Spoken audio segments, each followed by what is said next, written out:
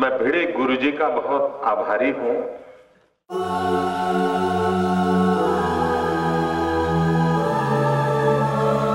ಸ್ನೇಹಿತರೆ, ಚರಿತ್ರೆ ಮತ್ತೊಂದು ವಿಡಿಯೋಗೆ ನಿಮಗೆಲ್ಲ ಪ್ರೀತಿಯ ಸ್ವಾಗತ. ಆತ ಮಾತನಾಡಿದರೆ ಇಡೀ ಮಹಾರಾಷ್ಟ್ರದ ಮರಾಠ ಸಮುದಾಯವೇ ಕಿವಿಯಾಗಿ ಕೇಳುತ್ತದೆ. ಖುದ್ದು ಪ್ರಧಾನಿ ಮೋದಿ ಅವರನ್ನ ಗುರೂಜಿ ಎಂದೇ ಕರೆಯುತ್ತಾರೆ. ಅವರ ಮಾತನ್ನ ಆದೇಶ ಎಂದೇ ಸ್ವೀಕರಿಸುತ್ತಾರೆ. ಮಹಾರಾಷ್ಟ್ರದ ಘಟಾನುಘಟಿ ನಾಯಕರು ಅವರ ಭೇಟಿಗಾಗಿ ಸರತಿ ಸಾಲಿನಲ್ಲಿ ನಿಲ್ಲುತ್ತಾರೆ. ಅವರಿಗೆ ಜನಪ್ರಿಯತೆ ಇದ್ದಷ್ಟೇ ವಿವಾದಗಳು ಸಹ ಅವರನ್ನ ಸುತ್ತಕೊಂಡಿವೆ. ಹಾಗಂತ ಅವರೇನು ರಾಷ್ಟ್ರ ವಿರೋಧಿ ಕೃತ್ಯದಲ್ಲಿ ತೊಡಗಿದವರಲ್ಲ. ಅವರೊಬ್ಬ ಅಪ್ಪಟ ರಾಷ್ಟ್ರಭಕ್ತ. ಅವರ ಒಂದು ಇಶಾರೆಯನ್ನ ವೇದ ವಾಕ್ಯದಂತೆ ಅವರ ಅನುಯಾಯಿಗಳು ಅನುಸರಿಸ್ತಾರೆ. ರಾಷ್ಟ್ರದ ಸಂಸ್ಕೃತಿ, ಧರ್ಮ, ನಂಬಿಕೆಯನ್ನ ಕಾಪಾಡುತ್ತಿರುವ ಅವರ ಕೆಲಸ ಕಾರ್ಯಗಳು ಸಾಕಷ್ಟು ಜನ ಮನ್ನಣೆಯನ್ನ ಪಡೆದಿದೆ. ಹಾಗಾದರೆ ಇಷ್ಟೊಂದು ಹಲ್ಚಲ್ ಸೃಷ್ಟಿಸಿರುವ ವ್ಯಕ್ತಿ ಯಾರು? PM ಮೋದಿಗೂ ಅವರಿಗೂ ಇರುವ ಸಂಬಂಧವೇನು? ರಾಷ್ಟ್ರಭಕ್ತರಾಗಿದ್ದರೂ ಅವರ ಮೇಲೆ ಜಾತಿ ಗಲಭೆಯ ಆರೋಪ ಬಂದಿದ್ಯಾಕೆ? ಇದೆಲ್ಲವನ್ನ ನೋಡೋಣ ಇವತ್ತಿನ ಈ ವಿಡಿಯೋದಲ್ಲಿ.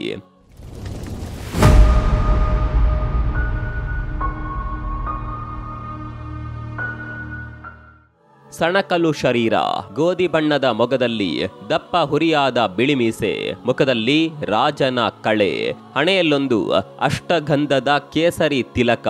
ಹೌದು, ಇದು ಸಂಭಾಜಿರಾವ್ ಅಲಿಯಾಸ್ ಮನೋಹರ್ ಬೀಡೆ, ಅರ್ಥಾತ್ ಬೀಡೆ ಗುರೂಜಿ. ಮಹಾರಾಷ್ಟ್ರದಲ್ಲಿ ದೇಶ, ಸಂಸ್ಕೃತಿ, ರಕ್ಷಣೆ, ಶಿವಾಜಿ ಶೌರ್ಯ ಸಂಪ್ರದಾಯವನ್ನ ಎತ್ತಿ ಹಿಡಿಯಲು ಅವಿರತವಾಗಿ ಶ್ರಮಿಸುತ್ತಿರುವ ಅಪ್ಪಟ ರಾಷ್ಟ್ರಭಕ್ತ. ಅಸಲಿಗೆ ಅವರನ್ನ ನೋಡಿದವರಾರು ಇವರೇನು ಹೋರಾಟ ಮಾಡ್ತಾರೆ ಅನ್ಬೇಕು. ಆಗಿದ್ದಾರೆ ಈ ಸಂಭಾಜಿ ಬೀಡೆ. ದಕ್ಷಿಣ ಮಹಾರಾಷ್ಟ್ರದ ಶೈಲಿಯ ಬಿಳಿ ಧೋತಿ, ಬಿಳಿ ಅಂಗಿ ಹಾಗೂ ಗಾಂಧಿ ಟೋಪಿ ಧರಿಸುವ ಸಂಭಾಜಿ ಮಾತನಾಡಲು ನಿಂತರೆ ಇಡೀ ಮೈದಾನವೇ ತದೇಕ ಚಿತ್ತದಿಂದ ಕೇಳಬೇಕು. ಹಾಗಿರುತ್ತೆ ಸಂಭಾಜಿ ಮಾತು. ಕರ್ನಾಟಕದ ಗಡಿ ಜಿಲ್ಲೆ ಬೆಳಗಾವಿಗೆ ಅಂಟಿಕೊಂಡಿರುವ ಸಾಂಗ್ಲಿ ಜಿಲ್ಲೆಯವರಾದ ಸಂಭಾಜಿ ಬೀಡೆ ಪುಣೆಯ ಸಾವಿತ್ರಿಬಾಯಿ ಫುಲೆ ವಿಶ್ವವಿದ್ಯಾಲಯದಲ್ಲಿ ಭೌತಶಾಸ್ತ್ರದ ಪದವಿ ಪಡೆದು ಪ್ರಾಧ್ಯಾಪಕರಾಗಿ ಕೆಲಸ ಮಾಡಿದ್ದಾರೆ. ಅಚ್ಚರಿ ಅಂದ್ರೆ ಅವರನ್ನ ನೋಡಿದವರು ಯಾರು ಅವರೊಬ್ಬ ಫಿಸಿಕ್ಸ್ ಲೆಕ್ಚರ್ ಅಂತ ಗುರುತಿಸೋದೇ ಇಲ್ಲ.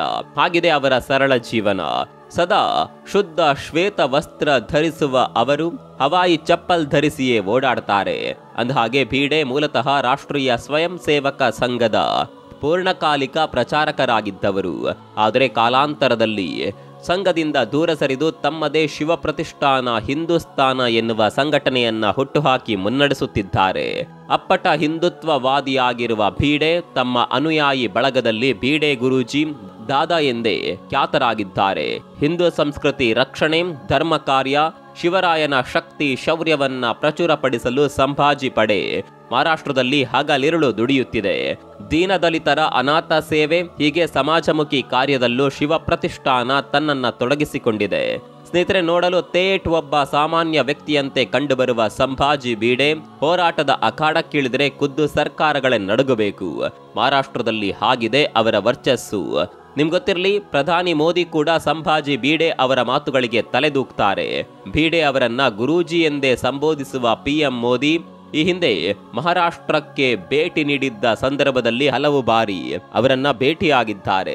ಸಾಂಗ್ಲಿಯ ಕಾರ್ಯಕ್ರಮವೊಂದರಲ್ಲಿ ಪ್ರಧಾನಿ ಮೋದಿ ಗುರೂಜಿ ತಮಗೆ ಭೇಟಿಯಾಗುವಂತೆ ಮನವಿ ಮಾಡಿರಲಿಲ್ಲ, ಬದಲಾಗಿ ಆದೇಶ ನೀಡಿದ್ದರು. ಹೀಗಾಗಿ ಆ ಆದೇಶ ಪಾಲಿಸಿದ್ದಾಗಿ ಪ್ರಧಾನಿ ಅಂದು ತುಂಬಿದ ವೇದಿಕೆಯಲ್ಲಿ ಹೇಳಿದ್ದರು.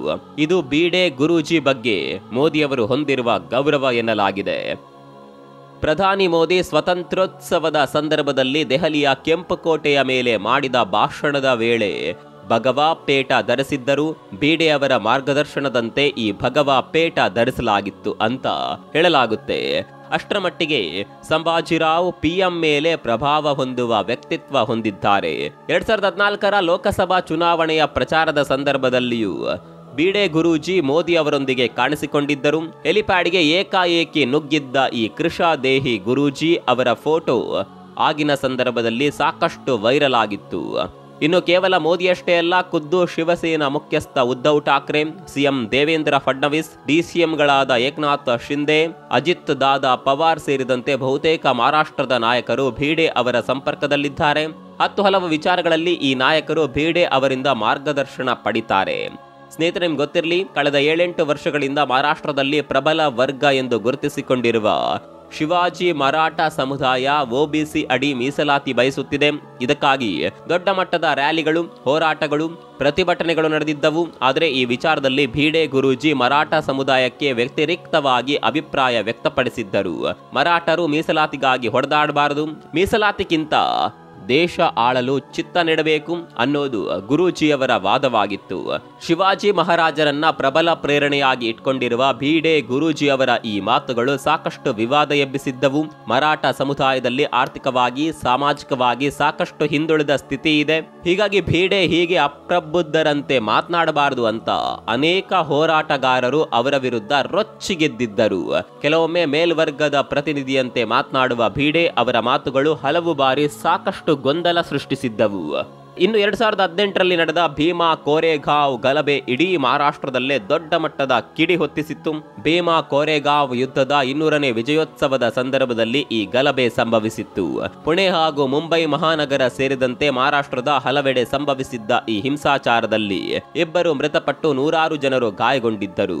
ಅಂದಹಾಗೆ ಪೇಶ್ವೆಗಳ ದಬ್ಬಾಳಿಕೆ ವಿರುದ್ಧ ಮಹಾರ್ ಸಮುದಾಯ ಸಿಡಿದೆದ್ದು ಯುದ್ಧದಲ್ಲಿ ಗೆಲುವು ಸಾಧಿಸಿದ್ದರ ವಿಜಯೋತ್ಸವದ 200ನೇ ಸಂಸ್ಮರಣೋತ್ಸವ ಕಾರ್ಯಕ್ರಮ ಇದಾಗಿತ್ತು.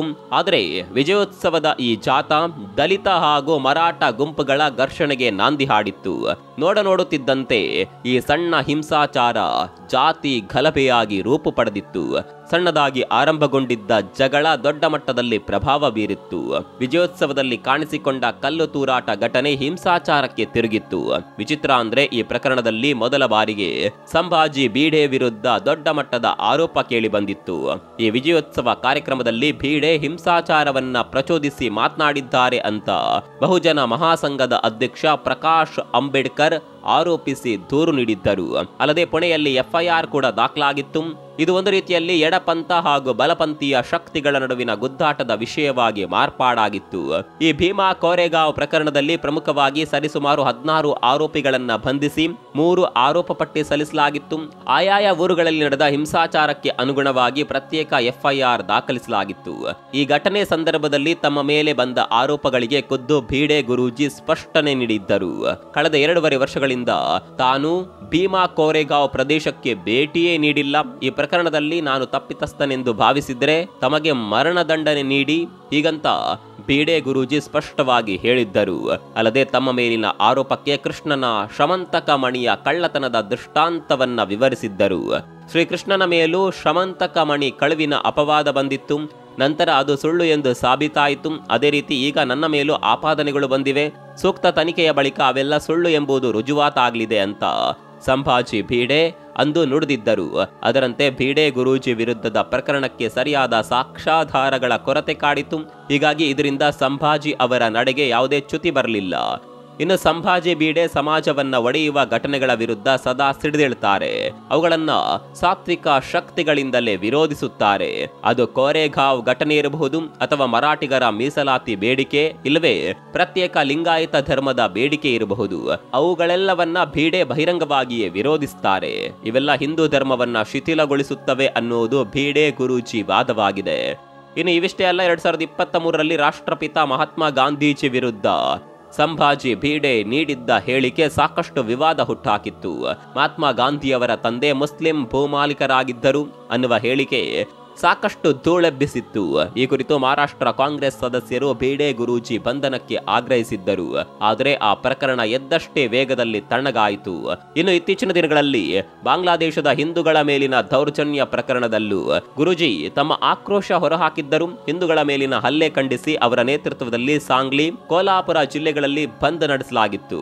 ಸ್ನೇಹಿತರೆ, ಸಂಭಾಜಿ ಅಲಿಯಾಸ್ ಭೀಡೆ ಗುರೂಜಿಗೆ ವಿವಾದಗಳು ಮುತ್ತಿಕೊಂಡಷ್ಟೇ ಅವರ ಜನಪ್ರಿಯತೆಯು ಉತ್ತುಂಗದಲ್ಲಿದೆ. ಪ್ರಬಲ ಹಿಂದುತ್ವದ ಪ್ರತಿಪಾದಕರಾದ ಭೀಡೆ ಗುರೂಜಿ ಶಿವಾಜಿ ಮಹಾರಾಜರ ಕಾಲದ ಕೋಟೆ ಕೊತ್ತಲಗಳ ದುರಸ್ತಿ ಮೂಲಕ ಜನಮಾನಸದ ಗಮನ ಸೆಳೆದಿದ್ದಾರೆ. ಅವರ ಶಿವ ಪ್ರತಿಷ್ಠಾನ ಮಹಾರಾಷ್ಟ್ರದ ರಾಯಗಢ, ರತ್ನಗಿರಿ, ಪುಣೆ, ಸತಾರಾ, ಕೋಲ್ಹಾಪುರ, ಸಾಂಗ್ಲಿ, ಸೊಲ್ಲಾಪುರ ಹಾಗೂ ನಮ್ಮ ರಾಜ್ಯದ ಬೆಳಗಾವಿ, ವಿಜಯಪುರ ಭಾಗದಲ್ಲಿ ಸಕ್ರಿಯವಾಗಿದೆ. ಗುರೂಜಿ ಜನಪ್ರಿಯತೆ ಎಷ್ಟಿದೆ ಅಂದ್ರೆ ಅವರು ಕಾರ್ಯಕ್ರಮಕ್ಕೆ ಬರ್ತಾರೆ ಅಂದ್ರೆ ಲಕ್ಷ ಜನ ಯಾವುದೇ ಆಸೆ ಆಮಿಷಗಳಿಲ್ಲದೆ ಸೇರ್ತಾರೆ. ಕೆಲವೊಮ್ಮೆ ಇದು ಉತ್ಪ್ರೇಕ್ಷೆ ಅನಿಸಬಹುದು, ಆದರೆ ಭೀಡೆ ದಾದಾ ಕರೆ ಕೊಟ್ಟರೆ ಅವರ ಸಾವಿರಾರು ಯುವ ಪಡೆ ಎದ್ದು ನಿಲ್ಲುತ್ತೆ. ಈಗಿನ ಯುವ ಸಮುದಾಯ ವಯೋವೃದ್ಧರ ಮಾತು ಕೇಳೋದು ಕಡಿಮೆ, ಆದರೆ ಭೀಡೆ ಗುರೂಜಿ ವಿಚಾರದಲ್ಲಿ ಈ ಮಾತು ಅಕ್ಷರಶಃ ಸುಳ್ಳಾಗಿದೆ. 91ರ ಇಳಿ ವಯಸ್ಸಿನಲ್ಲೂ ಪಾದರಸದಂತೆ ತಿರುಗುವ ಸಂಭಾಜಿ ಭೀಡೆ ಅಂದ್ರೆ ಯುವ ಸಮುದಾಯದಲ್ಲೊಂದು ವಿಶೇಷ ಆಕರ್ಷಣೆ ಇದೆ. ಹೀಗಾಗಿಯೇ ಅವರ ಭಾಷಣಕ್ಕೆ ಸಾವಿರಾರು ಜನ ಸೇರ್ತಾರೆ. ಅನೇಕರಿಗೆ ಗೊತ್ತಿಲ್ಲ, ದುರ್ಗಾಮಾತಾ ದೌಡ್ ಎನ್ನುವ ಧಾರ್ಮಿಕ ಓಟದ ಮೂಲ ರೂವಾರಿ ಇವರೇ. ಅಂದಹಾಗೆ ಈ ದುರ್ಗಾಮಾತಾ ದೌಡ್ ಅಂದ್ರೆ ದುರ್ಗಾ ಓಟವನ್ನ ನವರಾತ್ರಿ ಸಂದರ್ಭದಲ್ಲಿ 9 ದಿನವೂ ಬೆಳಗ್ಗೆ ನಡೆಸಲಾಗುತ್ತೆ. ಚಿಣ್ಣರಿಂದ ಹಿಡಿದು ಹಿರಿಯರವರೆಗೂ ಈ ಓಟದಲ್ಲಿ ಭಾಗಿಯಾಗ್ತಾರೆ. ಕೊಂಕಣ ಮಹಾರಾಷ್ಟ್ರ, ಪಶ್ಚಿಮ ಮಧ್ಯ ಮಹಾರಾಷ್ಟ್ರ, ಮರಾಠವಾಡ ಹಾಗೂ ನಮ್ಮ ರಾಜ್ಯದ ಬೆಳಗಾವಿ, ಧಾರವಾಡ ಜಿಲ್ಲೆಗಳ ಕೆಲ ಭಾಗದಲ್ಲಿ ನವರಾತ್ರಿ ಸಂದರ್ಭದಲ್ಲಿ ದುರ್ಗಾಮಾತಾ ದೌಡ್ ನಡೆಸಲಾಗುತ್ತೆ. ಧಾರ್ಮಿಕ ಜಾಗೃತಿ, ಹಬ್ಬದ ಮಹತ್ವ ಹಾಗೂ ಈಗಿನ ಯುವ ಪೀಳಿಗೆಗೆ ಬ್ರಾಹ್ಮಿ ಮುಹೂರ್ತದ ವಿಷಯವನ್ನ ತಿಳಿಸಿಕೊಡುವ ನಿಟ್ಟಿನಲ್ಲಿ ಈ ಓಟ ಆಯೋಜಿಸಲಾಗುತ್ತದೆ. 1985ರಲ್ಲಿ ಮೊದಲ ಬಾರಿಗೆ ಭೀಡೆ ಗುರೂಜಿ ನೇತೃತ್ವದ ಶಿವ ಪ್ರತಿಷ್ಠಾನದಿಂದ ಈ ಓಟ ಆಯೋಜಿಸಲಾಗಿತ್ತು. ಅಂದಿನಿಂದ ಈವರೆಗೂ ನವರಾತ್ರಿ, ದಸರಾ ವೇಳೆ ಇದನ್ನ ಅಭಿಯಾನವಾಗಿ ಆಚರಿಸಿಕೊಂಡು ಬರಲಾಗುತ್ತಿದೆ. ಸ್ನೇಹಿತರೆ, ನಿಮ್ಗೆ ಗೊತ್ತಿರಲಿ, ಇವತ್ತಿಗೂ ಭೀಡೆ ಗುರೂಜಿ ಯಾವುದೇ ಮಹಲು ಬಂಗಲೆಗಳಲ್ಲಿ ವಾಸ ಮಾಡುವುದಿಲ್ಲ. ಅವರದ್ದು ತೀರಾ ಸರಳ ಬದುಕು. ಕೆಲವರು ಸಂಘಟನೆಗಳನ್ನ ಕಟ್ಟಿಕೊಳ್ಳುವುದೇ ಐಷಾರಾಮಿಯಾಗಿ ಬದುಕಲು. ಆದರೆ ಈ ವಿಚಾರದಲ್ಲಿ ಭೀಡೆ ಗುರೂಜಿ ಫುಲ್ ಡಿಫರೆಂಟ್. ಶಿವ ಪ್ರತಿಷ್ಠಾನದಂತಹ ಗಟ್ಟಿ ಸಂಘಟನೆ ಹೊಂದಿದ್ದರೂ ಅವರು ಈಗಲೂ ಕೂಡ ನಡೆದುಕೊಂಡೇ ಓಡಾಡ್ತಾರೆ. ಅವರು ಧರಿಸೋದು ಹವಾಯಿ ಚಪ್ಪಲಿ, ಕೆಲವೊಮ್ಮೆ ಅವು ಇರೋದಿಲ್ಲ. ಬಿಳಿ ಅಂಗಿ, ಬಿಳಿ ಧೋತಿ ಧರಿಸುವ ಅವರು ತಮ್ಮನ್ನ ತತ್ವಾದರ್ಶದ ಬದುಕಿಗೆ ಸಮರ್ಪಿಸಿಕೊಂಡಿದ್ದಾರೆ.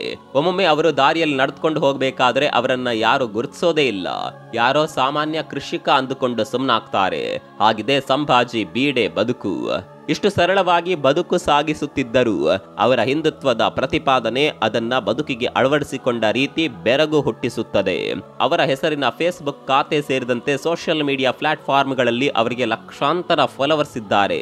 ಸ್ನೇಹಿತರೆ, ಮೂಲತಃ ಹಿಂದುತ್ವದ ಕಟ್ಟರ್ ಪ್ರತಿಪಾದಕರಾದ ಸಂಭಾಜಿ ಭೀಡೆ ತಾವಾಯ್ತು, ತಮ್ಮ ಕೆಲಸವಾಯ್ತು ಅಂತ ಇದ್ದವರು. ಆದರೆ 2008ರಲ್ಲಿ ತೆರೆ ಕಂಡ ಜೋಧಾ ಅಕ್ಬರ್ ಸಿನಿಮಾ ಅವರನ್ನ ರಾಷ್ಟ್ರೀಯ ಮಾಧ್ಯಮಗಳ ಗಮನ ಸೆಳೆಯುವಂತೆ ಮಾಡಿತ್ತು.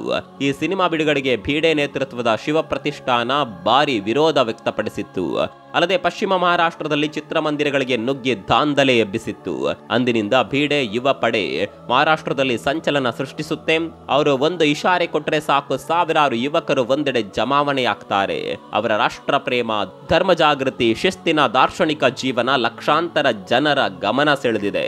ಮೊದಲೇ ಹೇಳಿದ ಹಾಗೆ ಅವರು ಎಷ್ಟೋ ಜನಪ್ರಿಯರೋ ಅಷ್ಟೇ ವಿವಾದಿತ ವ್ಯಕ್ತಿಯಾಗಿಯೂ ಗುರುತಿಸಿಕೊಂಡಿದ್ದಾರೆ. ಆದರೆ ಇಂತಹ ಇಳಿ ವಯಸ್ಸಿನಲ್ಲೂ ಜಾಗೃತಿಯ ಪ್ರಬಲ ಆಕರ್ಷಣೆಯಾಗಿ ಉಳಿದಿರುವ ಅವರ ಗಟ್ಟಿತನ ಮಾತ್ರ ಕಣ್ಣು ಕುಕ್ಕುವಂತಿದೆ. ಟೀಕೆ ಟಿಪ್ಪಣಿಗಳು, ವಿವಾದಗಳು ಅದೇನೇ ಇರಲಿ, ಸದಾ ದೇಶಕ್ಕಾಗಿ ಧರ್ಮಕ್ಕಾಗಿ ತುಡಿಯುವ ಈ ಹಿರಿಯ ಜೀವ ಇಂದಿಗೂ ಅದೇ ಉತ್ಸಾಹದೊಂದಿಗೆ ಕೆಲಸ ಮಾಡ್ತಾ ಇದೆ. ಒಂದ್ ನೆನಪಿರ್ಲಿ, ಅವರ ಸೇವೆ ಕೇವಲ ಧರ್ಮಕ್ಕಷ್ಟೇ ನಿಂತಿಲ್ಲ, ಸಮಾಜಮುಖಿ ಸೇವೆಗಳಲ್ಲೂ ಅವರ ಸಂಘಟನೆ ಮುಂಚೂಣಿಯಲ್ಲಿದೆ. ಸಂಕಷ್ಟದ ಸಂದರ್ಭದಲ್ಲಿ ಅನಾಥರ ಸೇವೆ ಮಾಡ್ತಾ ಅಳಿವಿನಂಚಿನಲ್ಲಿರುವ ಶಿವರಾಯರ ಜಾಗೃತ ಸ್ಥಳಗಳನ್ನು ಉಳಿಸಿಕೊಳ್ಳುವ ಕೆಲಸದಲ್ಲೂ ಶಿವ ಪ್ರತಿಷ್ಠಾನ ಮುಂಚೂಣಿಯಲ್ಲಿದೆ.